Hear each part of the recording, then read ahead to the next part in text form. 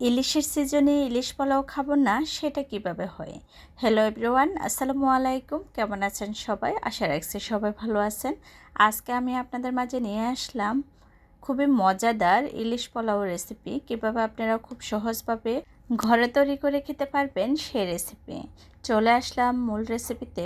ইলিশ পোলাও করার জন্য প্রথমে আমি 2 কাপ পোলাও চাল খুব ভালো করে ধুয়ে পরিষ্কার করে 20 মিনিটের জন্য ভিজিয়ে রেখেছি। এতে করে হবে কি, পোলাওগুলো একেবারে ঝরঝরা হবে। আর মশলা হিসেবে এখানে আমি 2টা বড় সাইজের পেঁয়াজ নিয়েছি আর 4 থেকে 5টা দিয়েছি কাঁচামরিচ। এগুলো আমি খুব ভালো করে ব্লেন্ড করে নিয়েছি, দেখতে পাচ্ছেন আপনারা। দিয়ে দিলাম ফেটানো টক দই। এখানে আমি আরও দিয়ে দিচ্ছি 1 টেবিল চামচ রসুন পেস্ট, 1 টেবিল চামচের একটু কম দিয়েছি আদা পেস্ট। আরও দিয়ে দিলাম হলুদ গুঁড়া, মরিচ গুঁড়া, দিয়ে দিলাম আমি জিরা গুঁড়া।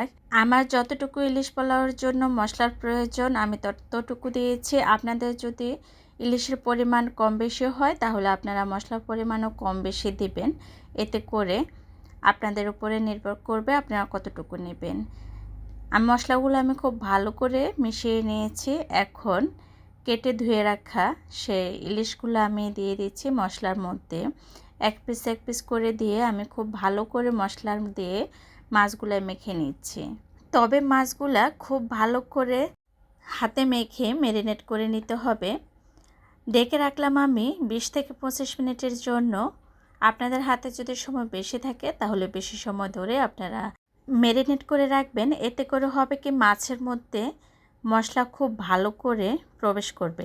চলে আসলাম রান্না করতে। ইলিশ পোলাও করতে হলে তো পেঁয়াজ বেরেস্তা অবশ্যই প্রয়োজন।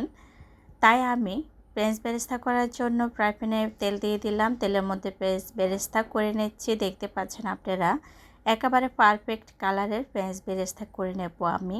পেঁয়াজ বেরেস্তা করা কিন্তু অলরেডি ডান। কতটা পারফেক্ট কালার এসেছে আপনারা দেখে অবশ্য বুঝতে পেরেছেন। যে তেলে আমি বেরেস্তা করেছি সে তেল দিয়ে কিন্তু আমি ইলিশ পোলাওটা রান্না করব। 1 চামচ তেল আমি এখান থেকে উঠিয়ে নিচ্ছি। অতিরিক্ত তেল হলে কিন্তু ইলিশ পোলাও খেতে মোটেও ভালো লাগবে না।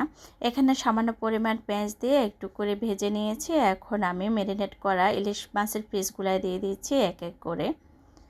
আপনারা এখানে দেখে অবশ্য বুঝতে পেরেছেন আমি ইলিশ মাছের পিসগুলো একটু মোটা করে কেটেছি, কারণ ইলিশ পোলাও করতে হলে ইলিশ মাছের পিসগুলো যদি একটু মোটা সাইজের আর বড় সাইজের মাছ হয় তাহলে দেখতেও সুন্দর লাগে। আর যে জিনিস দেখতে সুন্দর লাগে তাহলে সেই জিনিস খেতেও অনেক বেশি ভালো লাগে।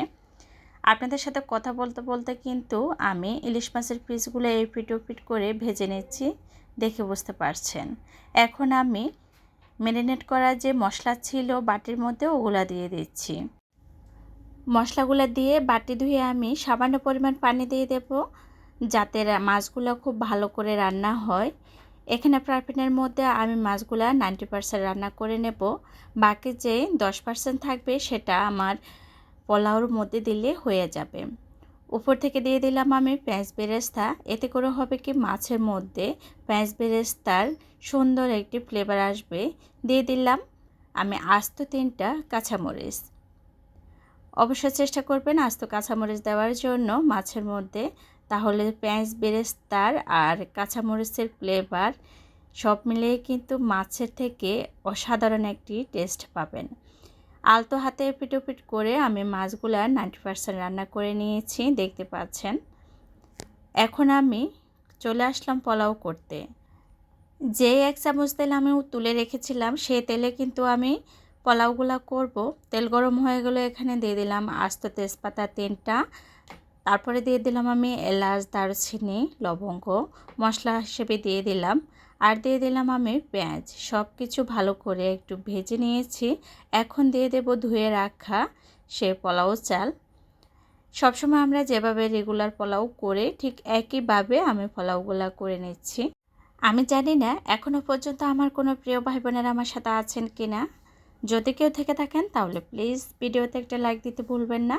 আর যদি মনে করেন আমার এই ছোট্ট চ্যানেলটি সাবস্ক্রাইব করার যোগ্য তাহলে অবশ্যই চ্যানেলটি সাবস্ক্রাইব করে চ্যানেলের সাথে থেকে যাবেন সব সময়ের জন্য। নতুন পুরাতন সকল প্রিয় ভাই বোনেরা তবে বিশেষ করে আজকে প্রথম যারা আমার চ্যানেলটি ভিজিট করতেছেন আমি তাদের উদ্দেশ্যে বলবো, প্লিজ আমার চ্যানেলটি সাবস্ক্রাইব করে চ্যানেলের সাথে থেকে যাবেন।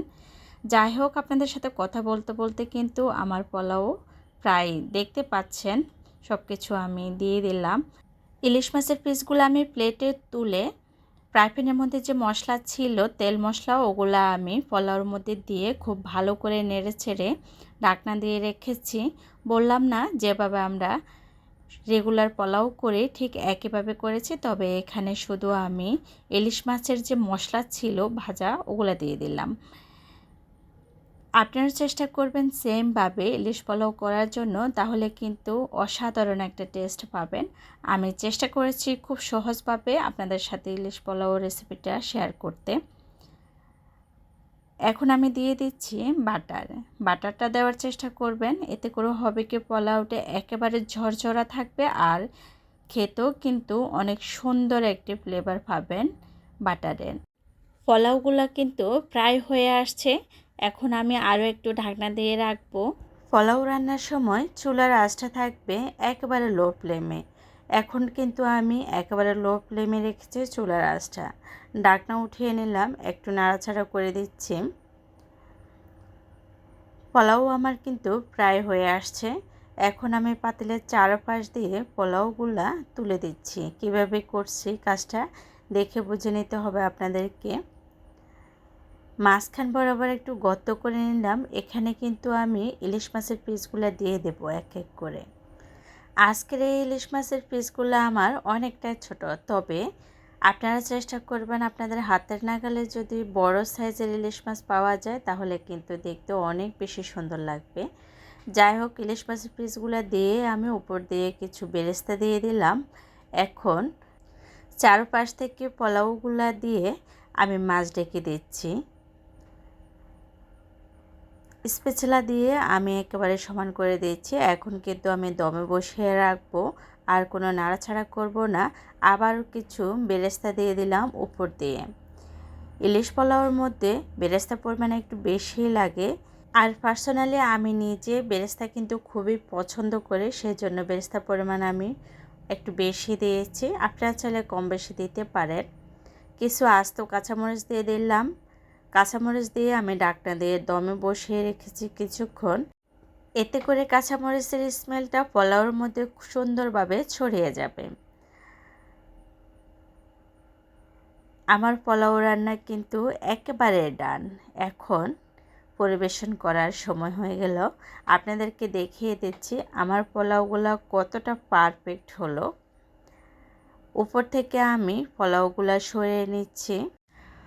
আমার আজকের এই পোলাও রান্নাটা কেমন হলো সেটা তো দেখে অবশ্য বুঝতে পারছেন কতটা পারফেক্ট আর লোভনীয় হলো। খেতেও কিন্তু অসাধারণ টেস্ট এসেছে। একবার হলো এই সিজনে বাসায় ট্রাই করবেন। অনেক সুস্বাদু একটি খাবার, বিশেষ করে আমার নিজের অনেক পছন্দের একটি খাবার। আজ এ পর্যন্ত, সবাই ভালো থাকবেন, সুস্থ থাকবেন। চলে আসবো অন্য কোনো দিনে নতুন রেসিপি নিয়ে। সে পর্যন্ত সবাই ভালো থাকবেন।